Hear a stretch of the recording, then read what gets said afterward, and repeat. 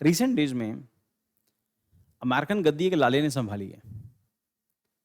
दिक्कत ये है कि जब लाला जो दुकानदारी करता है वो जब प्रेसिडेंट या प्राइम मिनिस्टर बनता है तो कंडीशन जो है, क्योंकि हर चीज को बिजनेस के पर्सपेक्टिव से सोच रहा है, तो इस टाइम पर ट्रंप हर चीज को बिजनेस के पर्सपेक्टिव से समझ रहे हैं और इंटरनेशनल रिलेशंस को भी वो बिजनेस की तरह ही चलाना चाहते हैं।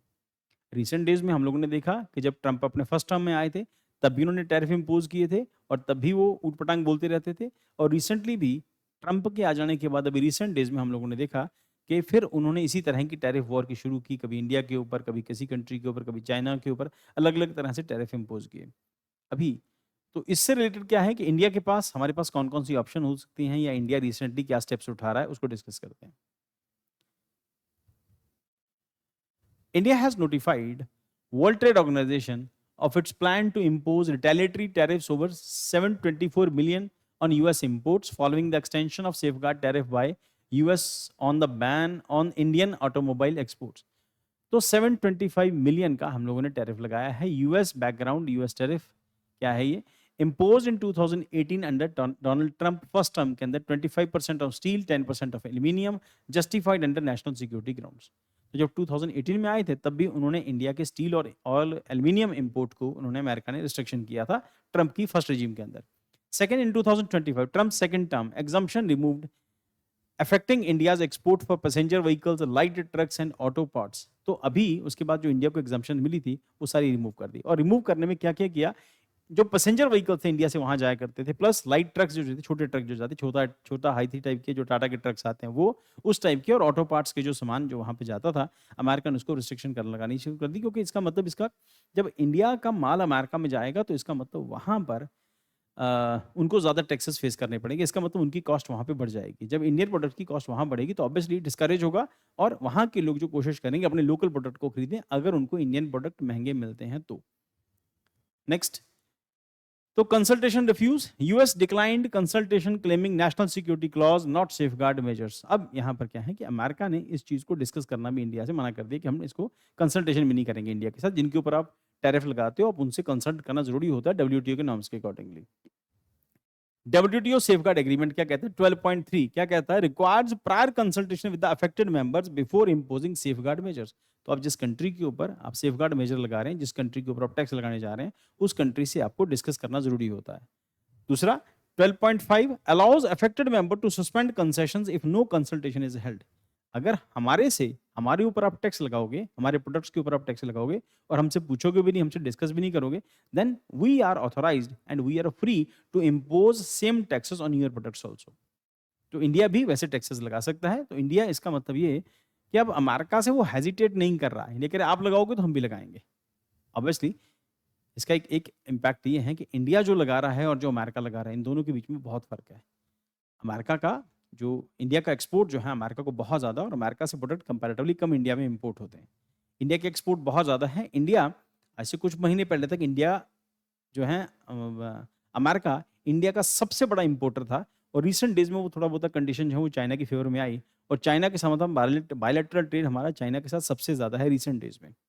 बट पॉइंट इज, चाइना के साथ ट्रेड में और अमेरिका के साथ ट्रेड में एक ह्यूज डिफरेंस है। क्या? कि इंडिया जो एक्सपोर्ट करता है अमेरिका को, उसमें जो एक्सपोर्ट बैलेंस है या ट्रेड बैलेंस है वो इंडिया की फेवर में। मतलब हम लोग अमेरिका को एक्सपोर्ट ज़्यादा करते हैं और अमेरिका से इंपोर्ट कम करते हैं। चाइना के केस में उल्टा है, चाइना से इंपोर्ट ज़्यादा है और चाइना को हम लोग एक्सपोर्ट कम करते हैं। मतलब चाइना हमारा सामान कम मंगवाता है और अमेरिका हमारा सामान ज़्यादा मंगवाता है। इसका उल्टा, हम लोग अमेरिकन सामान कम मंगवाते हैं और चाइनीज सामान ज़्यादा मंगवाते हैं। ये एक एस्पेक्ट है। So India's position: US measures violate GATT 1994 and agreement in safeguards. US failed to hold mandatory consultation 12.3 जो हम लोगों ने अभी डिस्कस किया. India has right to suspend evaluating trade concessions, will inform WTO Council to Trade in Goods and Committee on Safeguard. तो WTO को हम लोगों ने, वर्ल्ड ट्रेड ऑर्गेनाइजेशन को हमने इन्फॉर्म कर दिया कि ऐसा ऐसा हम लोग करने जा रहे हैं, क्योंकि अमेरिका भी ऐसा ही कर रहा है। इंप्लीकेशंस क्या होंगी? Bilateral trade, UN sanction affect 2.9 billion worth of Indian exports. तो हमारा जो अफेक्ट होएगा वो 2.9 बिलियन है, और America, India aims to recover 723.75 million annually through tariffs. तो ये बिलियन में है और हम जो लगा रहे हैं वो 723 वो मिलियन में आएगा। India US trade deal comes amid ongoing India-US bilateral trade agreement negotiations, India move is seen as strategic leverage to press for rollback for US duties. तो अभी हमारे बीच में बायलैटरल ट्रेड एग्रीमेंट चल रहा है इंडिया और अमेरिका के बीच में। देखो उस ट्रेड का आउटपुट क्या होता है। अभी तक तो बहुत दोनों तरफ अपनी-अपनी चीज़ें जो है वो कॉन्स्ट्रेंट हैं और रिस्ट्रिक्टेड हैं। अमेरिका ना झुकने को तैयार है, ना इंडिया झुकने को तैयार है। कुछ-कुछ जगहों पे दोनों को बोल्ड होना पड़ेगा, तब पॉसिबिलिटी है कि वो एग्रीमेंट ना फाइनल स्टेज तक पहुंचता है कि नहीं। WTO credibility debate over whether nation security tariffs are safeguard measures raises questions over WTO enforcement capacity and rule based trade order.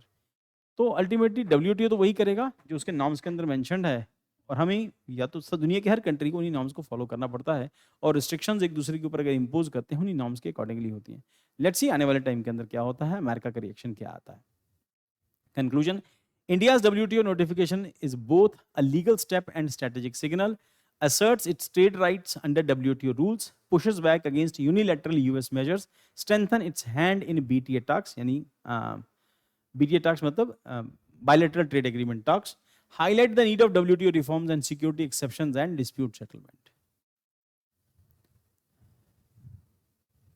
So India America relation के अंदर एक बहुत इंपॉर्टेंट एस्पेक्ट है कि अमेरिका जब लाला की तरह बिहेव करेगा, हर चीज़ में सिर्फ बिजनेस सोचेगा, तो ऑब्वियसली हम भी हर चीज़ में बिजनेस ही सोचेंगे।